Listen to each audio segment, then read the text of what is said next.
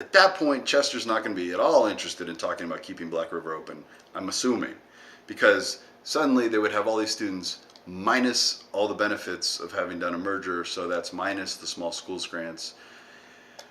Okay, which makes Black River even less affordable. Plus, then Mount Holly would have to go to Green Mountain, which maybe, I mean, who knows what the state will do.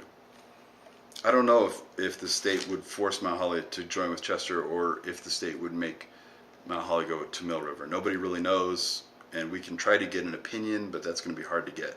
I think that's going to be hard to get. Okay, so as for the possibility of an independent school, my opinion is that that's going to be hard to do because right now the state's making all these new requirements for independent schools. One, okay, so let's just imagine that OMS can meet all those requirements. Maybe they can. I really don't know. And that's two, is that we haven't seen any kind of plan. We don't really have any idea what this school would look like. It'd be great. I mean, if we saw the proposal, if we saw some kind of proposal, if we knew, that they were hiring people or et cetera, yes, we would definitely consider it. I don't see why we wouldn't consider it. I don't know when we would have to see those plans, though. I think it would have to be pretty soon because of the July 1st deadline. So, I don't want people to do work that isn't going to bear fruit. I think that if we saw a proposal for an independent school and it seemed like it wasn't just on the back of a napkin, on the back of an envelope or something, I think people would take it seriously. Same with building a new school. Yes, we would all love to see build a new school. That'd be great. And I think that people are having trouble taking that seriously unless we see, that banks are willing to loan the money or there are architectural plans, et cetera, et cetera. We're running out of time. That doesn't mean that there can't be an independent school that the process starts now, and in a year or two, it's ready to go live and take students. And at that point, then we can talk about joint contracts with the independent school. I don't know. I mean, I think that personally, I don't see any problem with that. But what we have to do is we have to start thinking not just in terms of ideally what we want, but also how are we going to manage our risks? Because if we don't hit these deadlines, we're in trouble. It's going to make any kind of independent school that much harder to achieve. Yeah, I think that's true. I haven't been doing this for too long, people. Okay? Let me just check my notes and see what else happened from this meeting. Okay. Right. Playing chicken with the state. That's it. I mean, why would people think that the state wouldn't intervene when it's in the law that they will? I don't know. I haven't seen any evidence that the state will do anything except make lives for everyone even harder. Will they keep Black River open? I don't think so.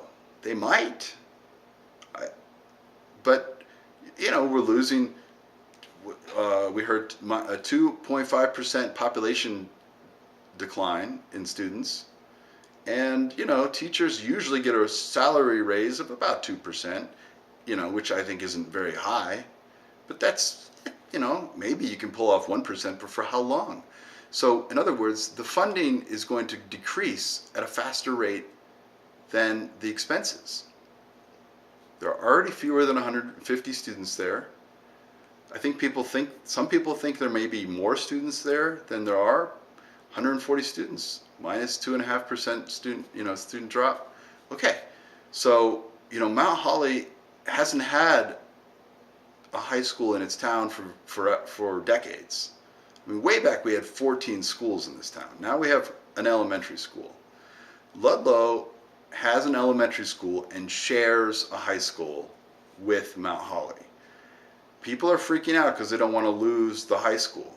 Mount Holly hasn't had a high school in town for a long time, and it hasn't destroyed our community. I think our community is just fine without a high school.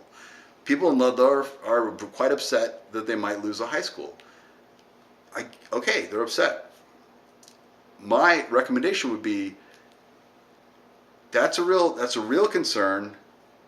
Don't sacrifice your elementary school to save your high school, because the loss of the small schools grants will affect the budget in the elementary school.